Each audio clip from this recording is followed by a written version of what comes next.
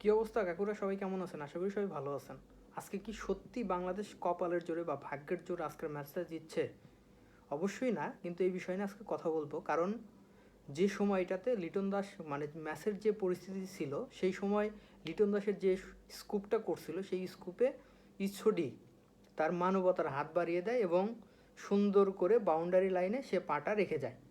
রেখে দেওয়ার জন্য সুন্দর করে একটা ছয় হয়, ছয় হওয়ার কারণে বাংলাদেশ অনেকটা রিলিফ ফিল করে।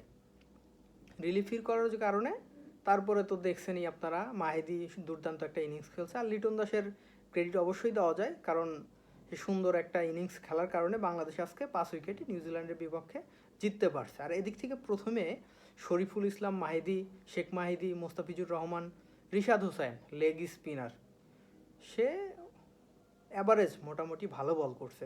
লেগ স্পিনার বাংলাদেশ টিমে তো নেয় না বললেই চলে, কিন্তু রিশাদ হোসেন বল দেখলাম আমি মোটামুটি ভালো, খারাপ বলা চলে না, এবং কন্টিনিউ করলে আরও ভালো বল করবে আশা করা যায়।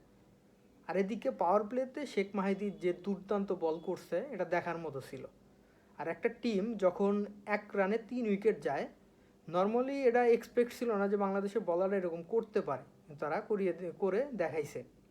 এর আগে বাংলাদেশ যখন ব্যাটিং করতো বা এর আগে যেরকম ছিল যে বাংলাদেশ ব্যাটিংয়ে নামছে, 2 উইকেট 3 উইকেট পড়ে গেছে 1 2 3 5 রানের মধ্যে, আজকে নিউজিল্যান্ডের সাথে সেই ঘটনাটাই ঘটাইছে। বাংলাদেশি বলাররা দুর্দান্ত বোলিং করছে। শরীফুল ইসলাম তার বোলিং, যখন আপনার ফিলিপসের যে আউটটা হইল, ইনসুইং বলটা ছিল দেখার মতো, দুর্দান্ত একটা ডেলিভারি ছিল, দেখার মতো একটা বল ছিল।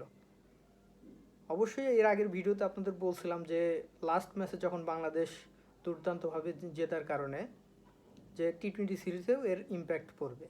দেখেন, অবশ্যই ইম্প্যাক্ট পড়ছে এবং প্রথম ম্যাচটা জিতে গেছে। সৌম্য সরকার, তার কথা না বললেই নয়, তার ছোট ক্যামিও ছিল, কিন্তু দেখার মতো একটা ইনিংস ছিল, 15 বলে 22 রানের। কিন্তু কথা হলো, দিন শেষে তার ক্রস ব্যাটের যে খেলার প্রবণতা, এটা যদি সে একটু কমায়, দরকার ছিল না সেই সময় যে সময় ক্রস ব্যাটে খেলছে। আর বাংলাদেশের ব্যাটিং লাইন আপে রনি তালুকদার, নাজমুল হোসেন শান্ত, রনি তালুকদারের শটটা একেবারেই বাজে ছিল।